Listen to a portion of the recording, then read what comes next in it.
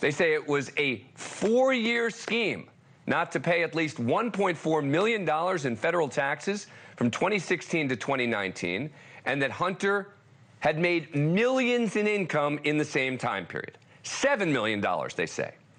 The indictment reading, quote, between 2016 and October 15, 2020, the defendant spent this money on drugs, escorts, and girlfriends, luxury hotels and rental properties, exotic cars, clothing, and other items of a personal nature. In short, everything but his taxes. Now, this is on top of the criminal case Hunter is already facing in Delaware related to allegedly lying about his drug use on a federal form he used to buy a gun back in 2018. He's pled not guilty to those charges. Joining me now, Sarah Isgur, former spokesperson for the Department of Justice under President Trump. She's an attorney, an ABC News legal contributor, and host of the legal podcast Advisory Opinions. Sarah, good to see you. So this seems like a big deal with some pretty serious charges. We've been expecting this. We knew when that plea deal fell through that we would see criminal charges filed. We even thought California was a likely venue, or D.C., but I think we all were looking to California.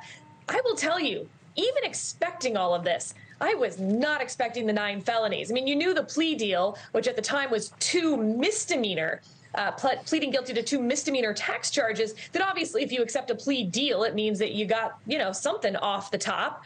9 felonies? So I am surprised by that.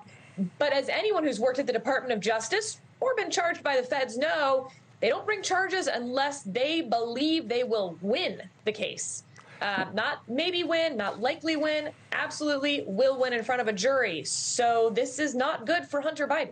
So his team would say he paid the money back, right, later. And if he wasn't Hunter Biden, he'd be getting a fine and would never have been charged. What do you make of that argument? So look, here's the problem with all of this Hunter Biden stuff. I do think there's a double standard, but it works both ways. If his name weren't Hunter Biden, I don't think he would have been charged in the first place. I think he's actually right about that. They're not going after people who don't pay small amounts of taxes usually. They're not going after people who lie on that federal form usually. But once they do charge someone, you don't get a plea deal from 9 felonies down to 2 misdemeanors. And you definitely don't get the plea deal that he was getting on that felony gun charge, where he basically was not going to spend any time in jail. He wasn't even going to plead guilty to it, which, of course, was coming with all sorts of benefits. So, look, on the one hand, he's getting treated more severely because he's Hunter Biden, and then he was getting treated less severely because he was Hunter Biden. Now, how do you expect House Republicans to deal with this? Because on the one hand, they've been screaming, he's got to get indicted. They're giving him a sweetheart deal. Charge him more. Now they're charging him more, throwing the book at him. But it kind of means there's no way he can testify in front of Congress, right? Totally. And Republicans have tried to have this both ways the whole time. They've been really hard on the special counsel, now special counsel. Remember, this was the Trump-appointed U.S. attorney for Delaware who's now bringing these charges. They were saying somehow he was in on this corruption at the Department of Justice.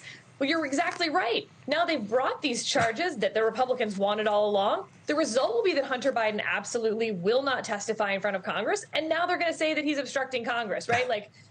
There's a lot of no matter, what, heads I win, tails you lose. Yep, and I think David Weiss has been treated very unfairly. I mean, this is a lifelong Republican. You can disagree with him, right, on decisions he made, et cetera. But the notion that he's sort of part of a corrupt, DOJ by someone on the far right, to me, seems very unfair to a guy who has, lived his life as a lot of it as a public servant and as a Republican. And he's testified under oath that there was no pressure, that, he wasn't lying at any point. And so we have these, sources that are like, well, he said he wouldn't bring these charges. Oftentimes when you're in the room for this sort of stuff, you've got lawyers and non-lawyers, people who are read in on the whole thing. Yep. I'm not surprised that things were misunderstood, et cetera, along the way. Sarah Isgur, as always, thank you so much for coming on. Appreciate it. Thank you for watching. Go to newsnationnow.com to find NewsNation on your cable provider. And don't forget to click the red subscribe button below to get more of NewsNation's fact-driven, unbiased coverage.